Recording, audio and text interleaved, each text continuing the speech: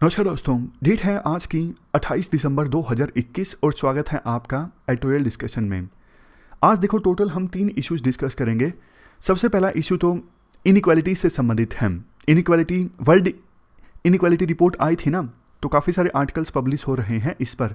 लेकिन देखो income inequality पर तो आर्टिकल हमने पिछले हफ्ते भी डिस्कस किया था, लेकिन आज हम ना तीनों इनइक्वालिटीज़ को रिलेट करके चर्चा करेंगे।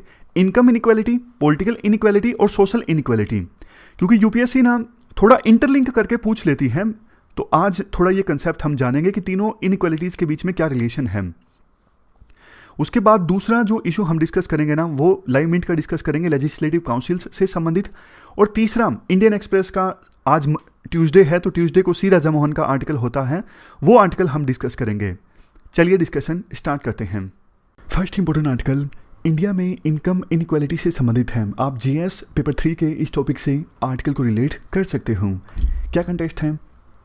देखो, हाल ही में वर्ल्ड इनइक्वालिटी रिपोर्ट का लेटेस्ट एडिशन जारी हुआ। इस रिपोर्ट में ये कन्फर्म हुआ वर्ल्ड जो है वो और ज़्यादा इनइक्वल होता जा रहा है इनकम के मामले में। मिड 1990s के बाद वर्ल्ड में जो टॉप 1% अमीर लोग हैं ना, उन्होंने 38% वेल्थ अपने पास जमा की। बाकी 99% लोगों के पास 62% वेल्थ आई। और इंडिया में तो देखो सिचुएशन और भी ज़्यादा ख़राब है। इंडिया में जो गैप है टॉप 1% के बीच और नीचे की तरफ बॉटम 50% के बीच, जो गैप है ना, इंडिया में सबसे ज़्यादा है। मतलब वर्ल्ड के जो मेजर इकोनॉमीज़ हैं ना, जैसे US, UK, China, Russia, France, उन देशों में ये गैप सबसे ज़्यादा इंडिया में है। मतलब इंडिया इन देशों की अपेक्षाकृत ज़्यादा अनइक्वल है राइटर के अनुसार। इसके बाद देखो राइटर एक काफ़ी इंपॉर्टेंट पॉइंट रेज करते हैं और इस पर काफ़ी बार डिबेट भी होती रहती है और यूपीएससी क्वेश्चन भी पूछती हैं। देखो, आपको पता है हमारे देश में जब 90-91 में एलपीजी रिफॉर्म्स आए तो उसके बाद देश की इकोनॉमी काफ़ी तेज़ी से ग्रो हुई। देश की इकोनॉमी का साइज भी इंक्रीज हुआ। तो कुल मिला के उन रिफॉर्म्स की हमेशा तारीफ होती है पॉपुलर डिस्कोर्स में कि हाँ वो रिफॉर्म्स अच्छे थे, उसके बाद देश तेज़ी से ग्रो होना स्टार्ट हुआ।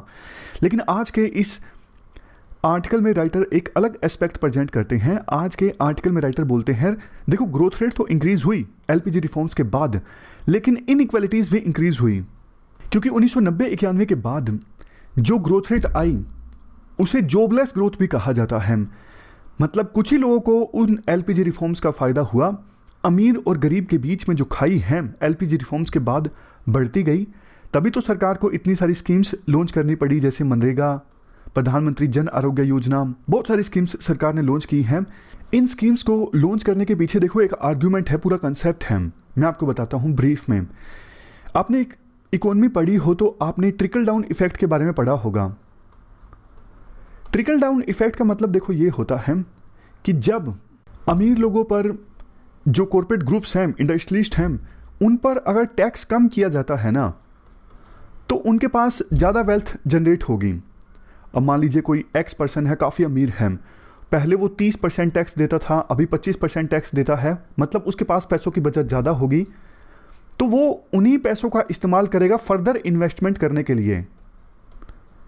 और वो जब इन्वेस्टमेंट करेगा तो फिर नई जॉब्स जनरेट होंगी, नई इकोनॉमिक एक्टिविटीज़ होंगी।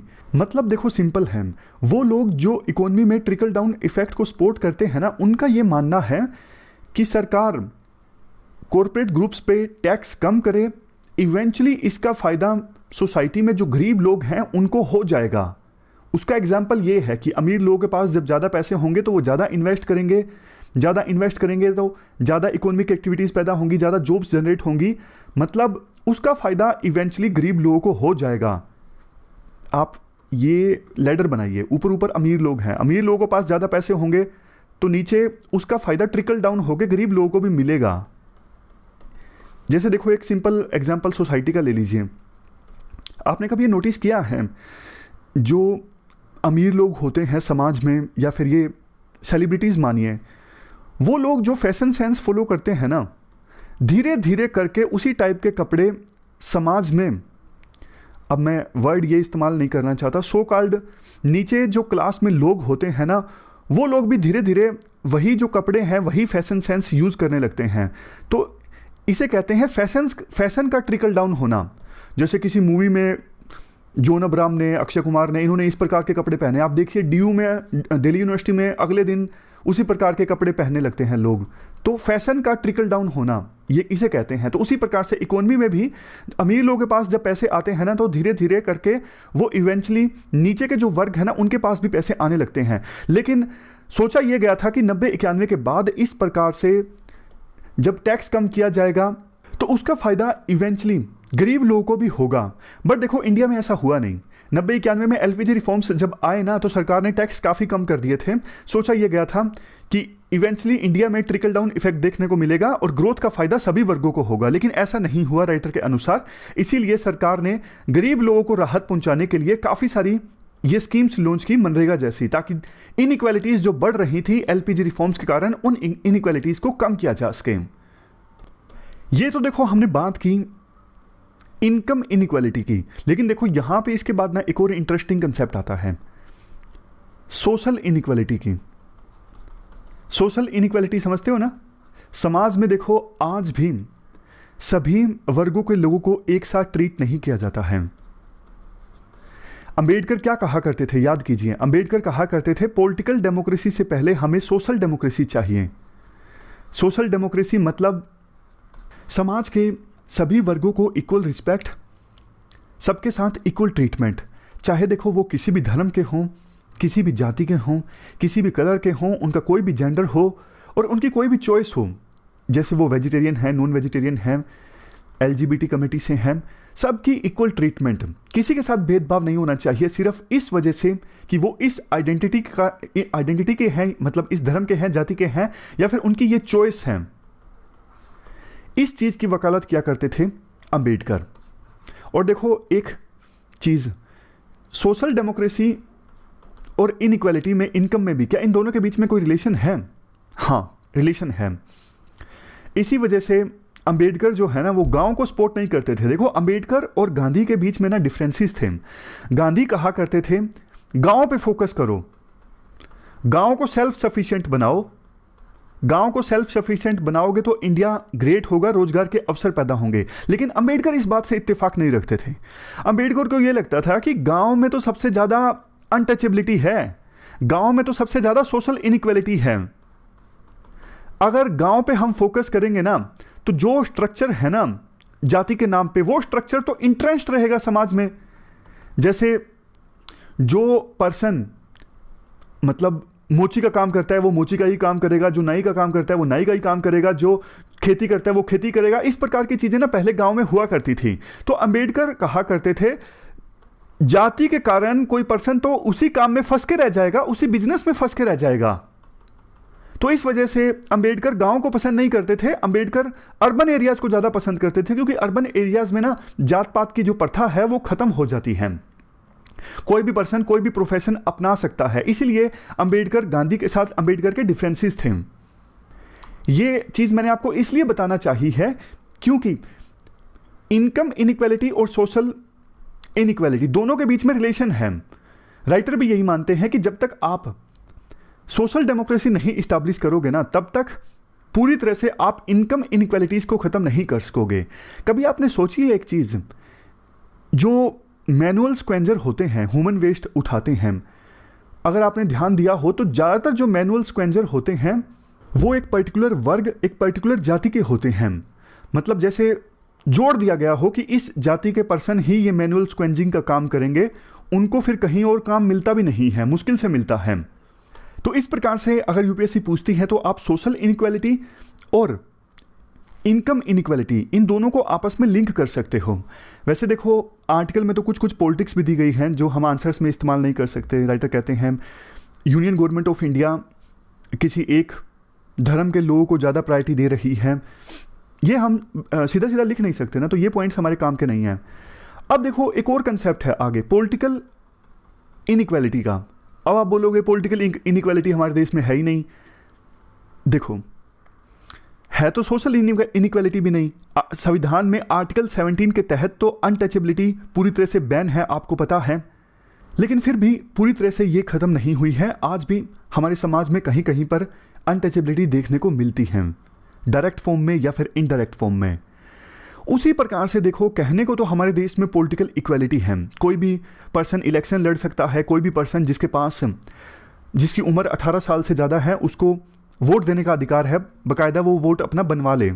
लेकिन आप बताइए, क्या रियलिटी में पॉलिटिकल इक्वालिटी हमारे देश में है? नहीं है। रेयरली आपने देखा होगा कि कोई गरीब पर्सन कभी इलेक्शन जीतता है, बहुत ही कम। इलेक्शन जो लोग लड़ते हैं अपने प्रचार और प्रसार के लिए करोड़ों रुपए खर्च करते हैं। बहुत बार तो अमीर लोग जो इलेक्शन लड़ते हैं उनके द्वारा वोट भी खरीदे जाते हैं। तो कहाँ फिर पॉलिटिकल इक्वालिटी है, आप बताइए। तो यहाँ पर पॉइंट देखो ये है, पॉलिटिकल इक्वालिटी और इनकम इक्वालिटी, ये दोनों कंसेप्ट भी आपस में लिंक्ड हैं। आप देखिएगा, जो लोग पैसे वाले हैं ना, आपको ज़्यादा पॉलिटिकली एम्पावर्ड मिलेंगे। और एक और चीज़, अब आपको हैरानी होगी, इवन सोशल इनइक्वालिटी और पॉलिटिकल इनइक्वालिटी ये भी आपस में लिंक्ड है। कैसे, मैं आपको बताता हूं। देखो, हमारे देश में अगर वो सीट्स हम छोड़ दें ना जो रिजर्व्ड हैं, जैसे आपको पता है एससीज के लिए और एसटीज के लिए सीट्स हमारे देश की डेमोक्रेसी में रिजर्व्ड होती हैं, तो रिजर्व्ड सीट्स को छोड़ दें तो बाकी बची हुई जो सीट्स हैं ना, उस पर आप देखिए कितने कम एससीज या फिर एसटीज इलेक्ट होते हैं, बहुत ही कम। तो ये तो रिजर्वेशन मिल गया सीट्स में, तब रिप्रेजेंटेशन है एससीज की और एसटीज की। अदरवाइज तो देखो, रिजर्व सीट्स को छोड़ने के बाद उनकी रिप्रेजेंटेशन बहुत कम है। आप जुडिशरी का एग्जांपल ले लीजिए,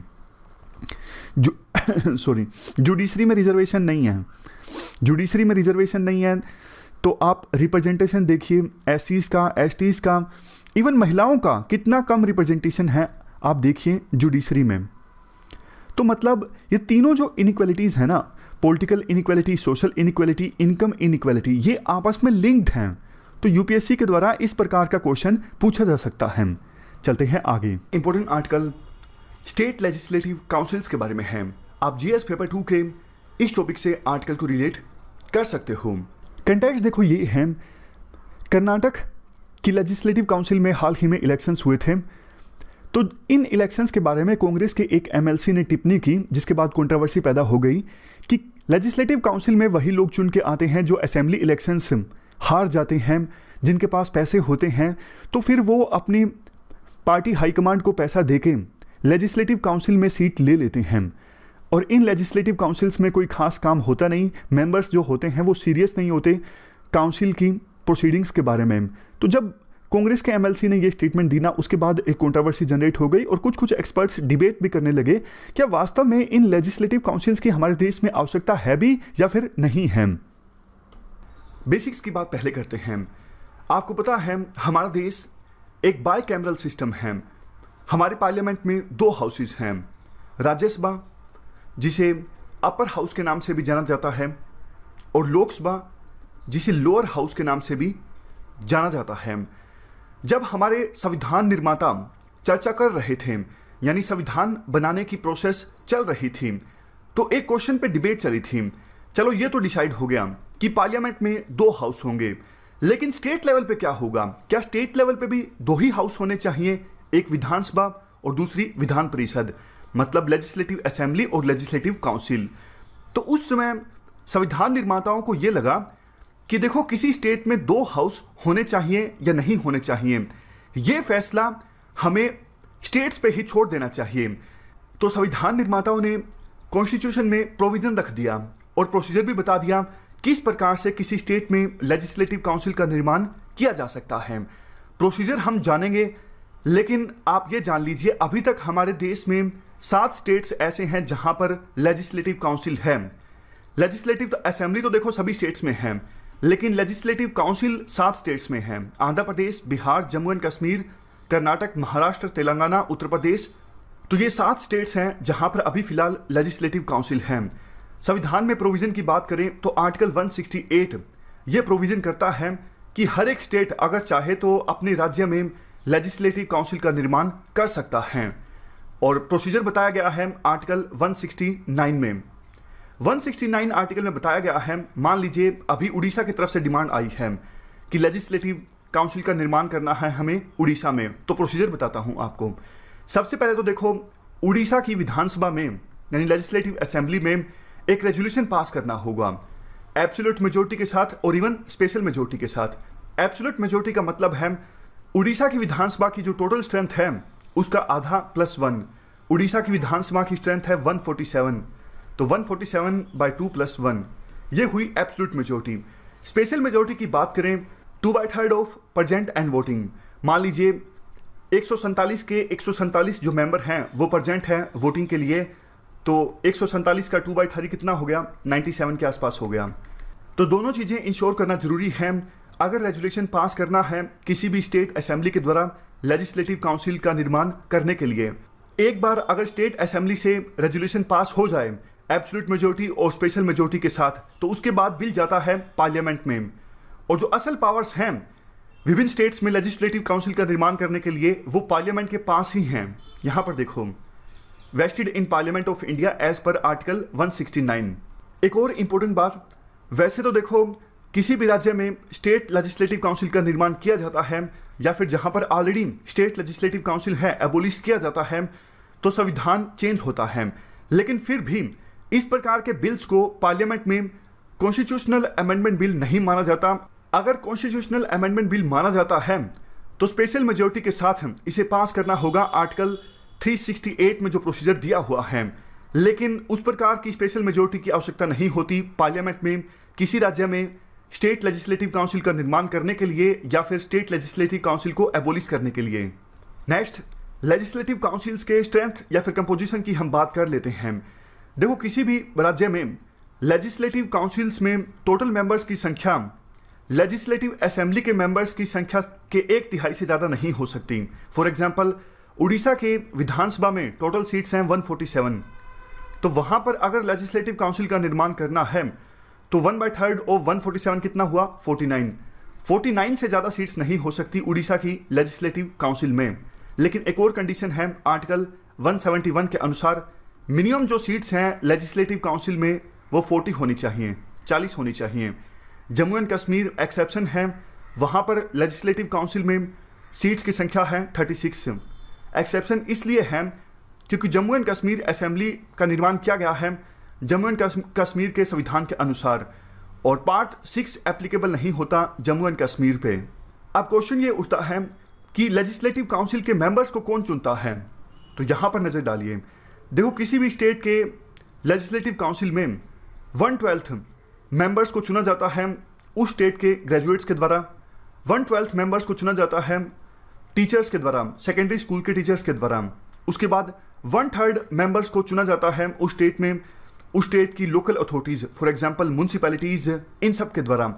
1/3 मेंबर्स को चुना जाता है उस स्टेट की असेंबली के मेंबर्स के द्वारा और 1/6 मेंबर्स को नॉमिनेट किया जाता है गवर्नर के द्वारा।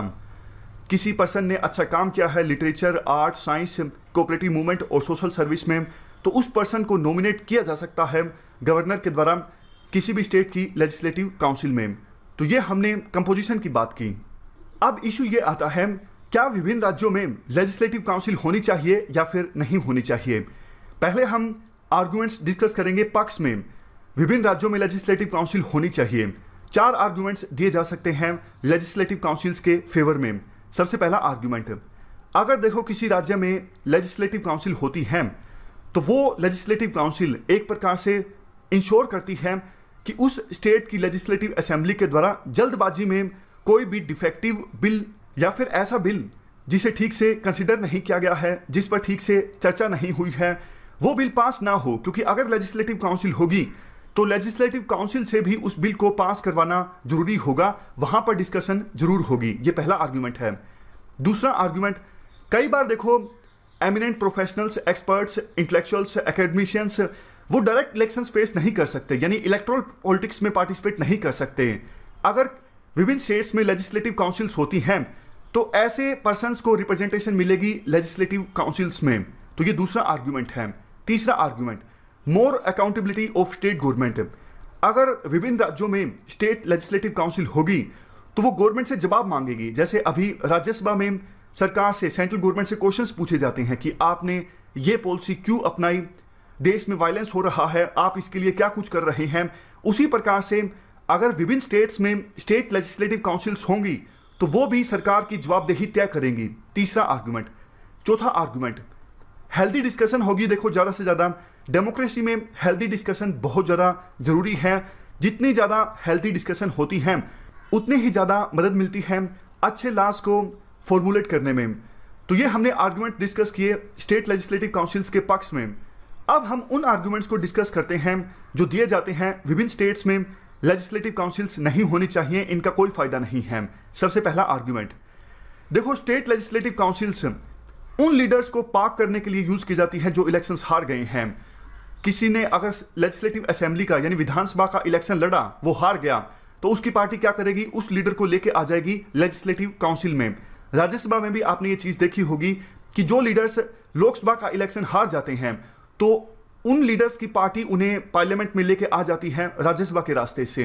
दूसरा argument, delay in progressive legislation. Legislative council के आने से स्टेट में लॉज को फॉर्मुलेट करने की जो प्रोसेस है वो और ज़्यादा डिले होगी, यानी बिल जो है कई कई समय तक पड़े रहते हैं लेजिस्लेटिव काउंसिल में, तो जल्दी से कानून बनेंगे नहीं। तीसरा आर्गुमेंट, स्ट्रेन स्टेट फाइनेंसिस। देखो स्टेट लेजिस्लेटिव काउंसिल्स का निर्माण किया जाता है तो बहुत ज़्यादा फाइनेंशियल बर्डन पड़ता है स्टेट्स पे। तो कुछ एक्सपर्ट्स का ये कहना है लेजिस्लेटिव काउंसिल का निर्माण मतलब पैसों की वेस्टेज, इससे ज़्यादा और कुछ नहीं। Next argument, rubber stamp of state assembly. कई बार देखो ऐसा भी देखने को मिलता है सेमी पॉलिटिकल पार्टी का बहुमत यानी मेजोरिटी होती है स्टेट लेजिस्लेटिव असेंबली में भी और स्टेट लेजिस्लेटिव काउंसिल में भी। ऐसी सिचुएशन में स्टेट लेजिस्लेटिव काउंसिल्स बिल्कुल भी इंडिपेंडेंट और इफेक्टिव रूप से काम नहीं कर पाती, वो सिर्फ स्टेट असेंबली का रबर स्टैंप बन के रह जाती हैं। उसके बाद आर्गुमेंट, देखो ये जो आर्गुमेंट है कि अच्छी डिबेट होगी, हेल्थी डिबेट होगी, ये आर्गुमेंट ठीक नहीं है, कुछ एक्सपर्ट्स के द्वारा बोला जाता है। आप राज्यसभा में देख लीजिए, लोकसभा में देख लीजिए, डिबेट्स का जो लेवल है पिछले कुछ सालों में लगातार कम होता जा रहा है। तो डिबेट्स का आर्गुमेंट ठीक नहीं है, डिबेट्स आजकल होती ही नहीं है। Next argument, indirect representation, it is against democracy. State legislative councils में जो सदस्य आएंगे वो इनडायरेक्ट इलेक्शन की सहायता से आएंगे, तो ये डेमोक्रेसी के अगेंस्ट है। हालांकि ये आर्गुमेंट तो राज्यसभा के भी अगेंस्ट है। फिर सबसे लास्ट का आर्गुमेंट है state governments keep changing. Tamil Nadu का एक क्यूरियस एग्जाम्पल मैं आपको देता हूँ। वहाँ पर देखो डीएमके पार्टी जब सत्ता में आती है तो वो रेजुलेशन पास कर देती है कि तमिलनाडु में हमें एक अलग से स्टेट लेजिस्लेटिव काउंसिल का निर्माण करना है। लेकिन उसके बाद जब एआईडीएमके पार्टी आती है तो वो फिर से एक रेजुलेशन पास करती है कि हमें लेजिस्लेटिव काउंसिल नहीं चाहिए तमिलनाडु में। ये तो देखो फिर रूलिंग पॉलिटिकल पार्टीज की विम्स एंड फैंसीज पे डिपेंड हो जाएगा कि लेजिस्लेटिव काउंसिल का निर्माण करें या ना करें। ये गलत है। एक स्टेबिलिटी होनी चाहिए, एक कंसेंसस होनी चाहिए कि लेजिस्लेटिव काउंसिल होनी चाहिए या फिर नहीं होनी चाहिए।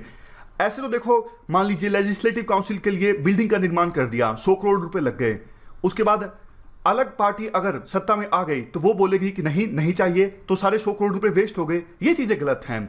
एक सबसे लास्ट में आर्गुमेंट जो यहाँ पे नहीं लिखा हुआ है वो ये भी दिया जा सकता है कि देखो जहाँ पर स्टेट लेजिस्लेटिव काउंसिल्स हैं, मेंबर्स को अगर चुनना होता है तो हॉर्स ट्रेडिंग काफ़ी ज़्यादा होती है, मतलब खरीद फरोख्त काफ़ी ज़्यादा होती है।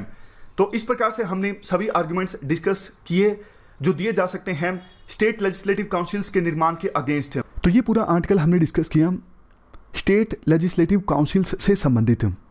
इसके बाद देखो लास्ट जो आज का आर्टिकल है ना, वो इंडिया पाकिस्तान रिलेशंस से संबंधित है, सी राजा मोहन का, इंडियन एक्सप्रेस का। आप जीएस पेपर 2 में इंडिया एंड नेबरहुड रिलेशंस से इस आर्टिकल को रिलेट कर सकते हो। आर्टिकल का देखो मेन जो एसेंस है, क्वेश्चन जो रेज होता है आर्टिकल में वो ये है, क्या 2022 में इंडिया और पाकिस्तान के रिलेशंस इंप्रूव होंगे? ये बात किस आधार पर बोली जाती है? क्योंकि देखो 2021 के शुरुआत में ना दोनों देशों के डीजीएमओस के द्वारा यानी directorate general of military operations के द्वारा एक सीज फायर एग्रीमेंट को रिवाइव किया गया था, यानी बॉर्डर पे फायरिंग नहीं होगी, इस प्रकार का एग्रीमेंट है तो 2003 का, लेकिन ये बार बार वायलेट होता रहता था। तो इस साल के शुरुआत में दोनों देशों के डीजीएमओस के द्वारा ये तय किया गया था कि हम इस एग्रीमेंट को रिवाइव करेंगे और बॉर्डर पे फायरिंग नहीं होगी। वो देखो रिवाइवल जो है सीज फायर एग्रीमेंट का वो अभी तक जारी है। आपने देखा होगा कि पिछले 1 साल में बॉर्डर पर फायरिंग अब इंडिया और पाकिस्तान के बीच में नहीं होती है। तो क्या इस पॉजिटिव डेवलपमेंट को दोनों देशों के जो लीडर्स हैं वो आगे लेके जाएंगे या फिर नहीं लेके जाएंगे 2022 में, ये देखने वाली चीज होगी। देखो जो पेसिमिस्टिक है ना वो तो ये बोलते हैं नहीं, इंडिया और पाकिस्तान के बीच कभी पीस आ ही नहीं सकती, असंभव है। ये दोनों देश 100 सालों तक लड़ेंगे, अभी तो 75 साल पूरे हुए हैं, ऐसा मतलब पेसिमिस्टिक बोलते हैं। लेकिन दूसरी तरफ जो रियलिस्ट है ना, जो प्रैक्टिकल सोचते हैं, उनका ये कहना है देखो पीस तो आनी ही है इंडिया और पाकिस्तान के बीच। क्वेश्चन ये उठता है कब आएगी, कब दोनों देशों को समझ में आएगा कि पीस जो है वो दोनों देशों के लिए फायदेमंद है। इसके बाद राइटर फिर पूरी स्टोरी डिस्कस करते हैं पिछले 7-8 सालों की। प्रधानमंत्री मोदी जब सत्ता में आए थे तो नेबरहुड फर्स्ट पॉलिसी को अपनाया गया था, सार्क कंट्रीज को इनवाइट किया गया था, शपथ ग्रहण समारोह में नवाज शरीफ भी आए थे। उसके बाद क्रिसमस के मौके पर 2015 में नवाज शरीफ जब अपनी फैमिली में एक मैरिज अटेंड कर रहे थे तो अचानक से प्रधानमंत्री मोदी लाहौर की यात्रा पर गए। ये अपने आप में काफ़ी ज़्यादा अभूतपूर्व था। उसके बाद SCO समिट के दौरान प्रधानमंत्री मोदी और नवाज शरीफ ने फिर से मुलाकात की, लेकिन उसके बाद चीज़ें खराब होनी स्टार्ट हो गई। पठानकोट में एयरफोर्स पे स्टेशन जो है वहाँ पे अटैक हुआ। फिर भी प्रधानमंत्री मोदी ने ISI की टीम को इनवाइट किया। ये बहुत बड़ा स्टेप था, बहुत बड़ा रिस्क प्रधानमंत्री मोदी ने लिया था। लेकिन पाकिस्तान में ना उत्साह नहीं था। जो आतंकवादी आए थे पाकिस्तान से इंडिया में पठानकोट एयरबेस पे अटैक करने के लिए, उनको सजा दिलवाने का, तो इसलिए फिर रिश्ते और ख़राब होते गए। उरी अटैक हुआ, उसके बाद सर्जिकल स्ट्राइक हुए। देखो एक दिक्कत पता क्या है, पाकिस्तान में जो डीप स्टेट है ना, पाकिस्तान की आर्मी, वो नहीं चाहती कि इंडिया और पाकिस्तान के बीच में रिलेशंस इंप्रूव हो। पाकिस्तान की आर्मी को ये लगता है कि अगर रिश्ते इंप्रूव हो गए तो हमारी चलेगी नहीं, पाकिस्तान में आर्मी जो है वो इररिलेवेंट हो जाएगी। जैसे इंडिया में पॉलिटिकल लीडर्स की ज़्यादा चलती हैं, उसी प्रकार से पाकिस्तान में पॉलिटिकल लीडर्स की ज़्यादा चलने लगेगी और आर्मी की जो रिस्पेक्ट है, आर्मी के जनरल्स के पास जो पावर्स हैं वो कम हो जाएगी। ऐसा पाकिस्तान की आर्मी को लगता है, इसलिए उनके वेस्टेड इंटरेस्ट है, वो रिश्ते इंप्रूव ही नहीं होने देना चाहते पाकिस्तान और इंडिया के बीच में। जब रिश्ते खराब हैं तो देखो पाकिस्तान की आर्मी पाकिस्तान के लोगों को डर दिखाती है ना, देखो इंडिया से खतरा है और हम आपको बचा सकते हैं।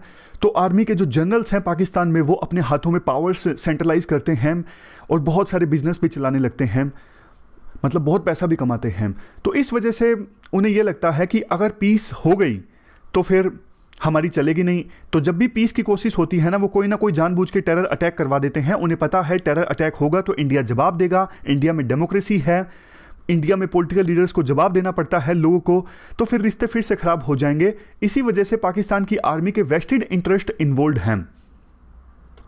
नवाज शरीफ जब सत्ता में थे ना तो उन्होंने बोल भी दिया था कि पाकिस्तान का जो डीप स्टेट है, मतलब आर्मी है, उनको ये सोचना चाहिए कि उनकी जो ये पॉलिसी है ना टेररिज्म को सपोर्ट करने की, उससे पाकिस्तान का कितना नुकसान हुआ है। उन्होंने ये बात बोली थी।